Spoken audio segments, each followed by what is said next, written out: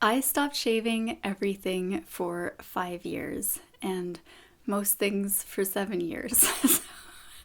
So let's get into this. I'll just start by saying that this is a bit of an uncomfortable topic for me, especially since I haven't been posting to YouTube for the last few years. So to come back on here and just be like, let's talk about my body hair. It's like not my number one choice, but I'm doing this video by request because a lot of people have watched the original video that I made 7 years ago about why I stopped shaving everything. So if you haven't seen that video, then I recommend you check that out. I'll link that up here and down in this video description. So maybe start with that video first and then come find me here 7 years later.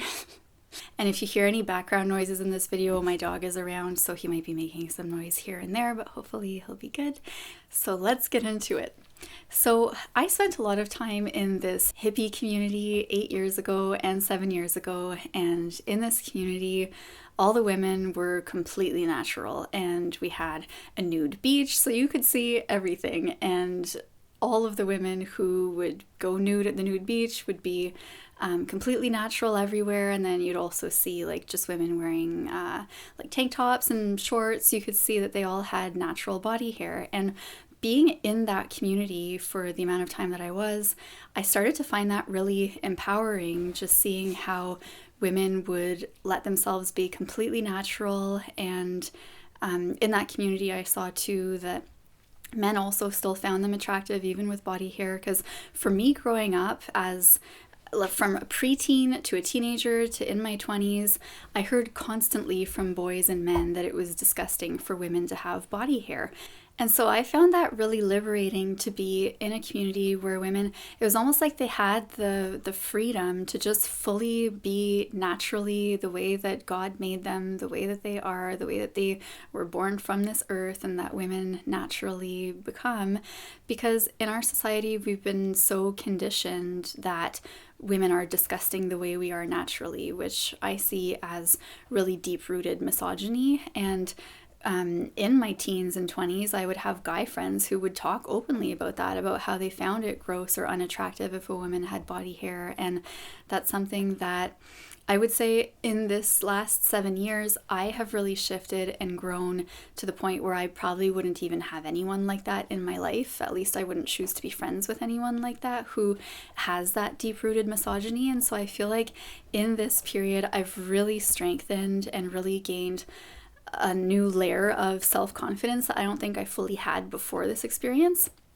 But I'll say that it was quite difficult in the beginning because I had my entire life being told that women are gross with body hair.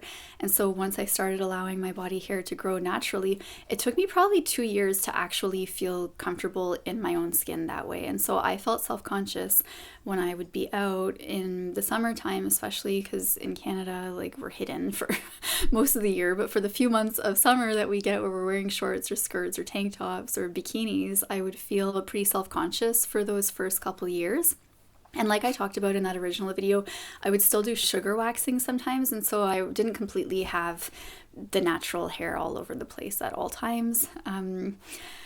And I know, like, even talking about this is so weird. I think, like, it's not a normal topic, I guess, basically. And so to just show up on the internet and be like, let me tell you all about my body hair in intimate places, and like, it's not normal. But I think it would be good if it could become more normal for women to just be accepted as we are naturally. Isn't that like a progressive thought, that women could just be accepted the way that we're naturally made? And so it took me a few years to really start to feel that way and to really sink into and embody this sense of empowerment in myself. So what I had seen from those women 8 years ago, I started to embody within myself too. And like I've talked about in the other video, my body hair is naturally quite light, and so I recognize that it would likely be more difficult for women who might have more black body hair that's just shown more. I don't know. So I just wanted to put that out there, that I recognize that it can be difficult when we've been ingrained with this belief our whole life from society that we're disgusting to just be our natural selves and to be natural. But I've also found in those last years that a lot more doctors have come out and talked about how it's much healthier and cleaner for women to have pubic hair. And so even just in the public sphere, I've seen the dialogue around this shift. And I think also with the pandy, I don't know, like, you know, that thing that happened starting in 2020, it started with pandy, I'm kind of gonna call it, but just because I don't want to get like flagged or get like whatever happens on YouTube when certain words pop up for the AI bots that scan all the content. But anyways, during the pandy, when I feel a lot more women took back their power of just like salons were closed, places were closed, and they just really started to embody their natural selves and let their hair go gray naturally and let body hair grow. And so I feel like it actually became something that was a lot more common. And then what I'm seeing with that YouTube video that I made 7 years ago, it became a lot more popular within the last year or two. And so I feel like there has been a societal shift, and hopefully that video helped people. And this video, I feel, would probably have been helpful for me if I had had something like this 7 years ago when I was just starting this journey, because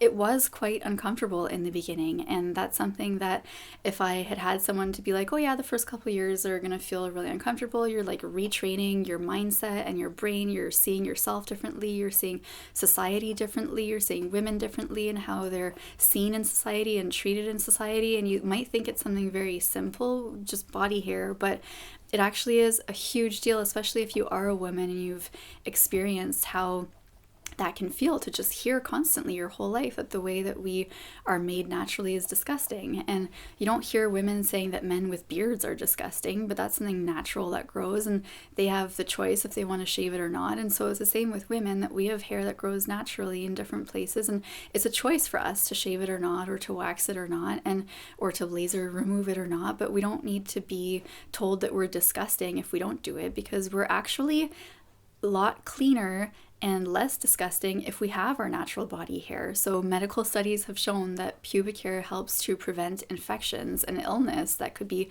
entering the body, because when you're removing hair on your skin, you're opening up your skin to allow in different things that can be a lot more harmful to your body. And so if you want to find something disgusting, it's probably more disgusting to be removing that barrier of protection, to be letting in different infections and illnesses or things that can be contagious to other people. So at least having that natural barrier of protection with having hair there means that you're less disgusting scientifically. And it's been cool to see there's a lot more doctors on YouTube now and talking about different things. And so I've seen doctors talking about this on YouTube in recent years, which has been really cool.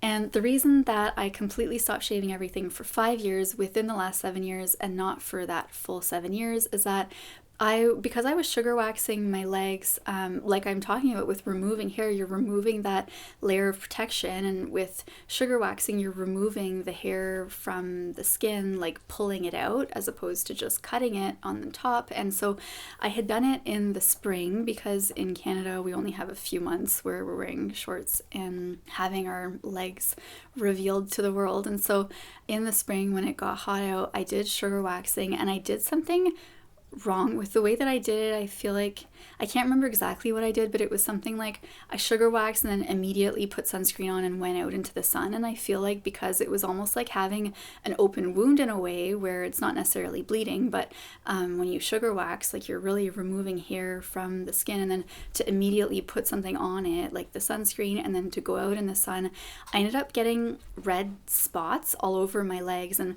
I only would sugar wax the bottom parts of my legs, so everything from the knee up I just leave naturally now completely all the time.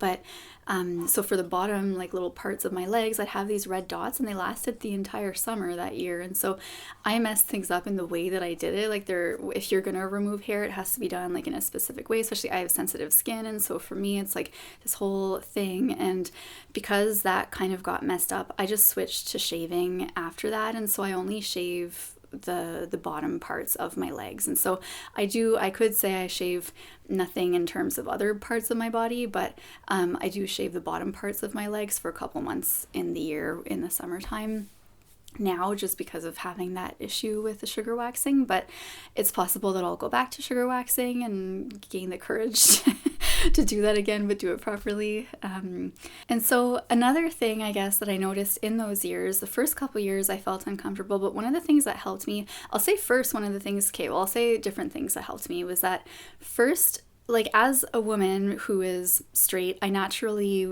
biologically want to be attractive to men. That's something that I think we can all agree as a human species. Like we want to be attractive to whoever we're wanting to be attractive to. Like that's just a natural biological thing. And so I think we can all agree on that. And because I had grown up my entire life hearing that women are disgusting if they have body hair, when I then became this disgusting woman with body hair, like that's how it felt in my head at first. And it took me those couple years to start getting used to it. But one of the things that helped was because I had heard so many boys and men talking about how they thought it was disgusting for women to have body hair, I then started to hear lots of men talking about how they found it attractive for women to have body hair. And that really helped me too, to just balance things out and to get the sense that like, okay, now it's not just a fact that women are disgusting with body hair, that's a preference and a misogynistic thought that we've been trained to think in our society, that also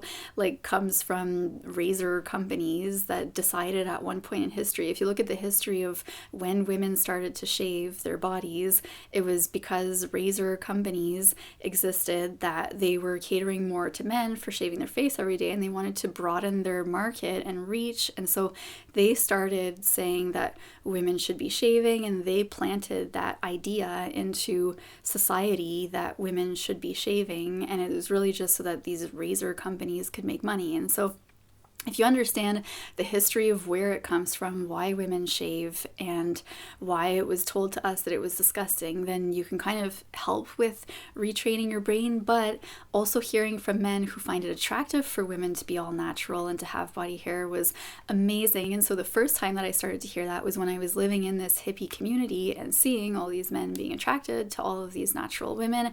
And then after that, when I posted my video to YouTube, I got hundreds of comments from men who were saying that that's what their preference is. They find it so attractive. They wish more women would be all natural. They love body hair. They love pubic hair. And so just hearing that there's hundreds of men who find it attractive was really helpful. And then in my own life, in those 5 years, I dated different guys, and all of the guys that I was with found it attractive too. And so that's just understanding too that how I am, like the types of men that I am naturally interested in would be the types of men who would find a natural woman attractive, because I am a natural woman. And so it's just understanding that too, and how in the past in my life, in my teen years and throughout the 20s, I would have these guy friends who would say that they found it disgusting if women had pubic hair or body hair, and those guys were never my boyfriends. Like I wouldn't date someone who felt that way. And I think that's something that also started registering in my brain, was like, okay, that was those people.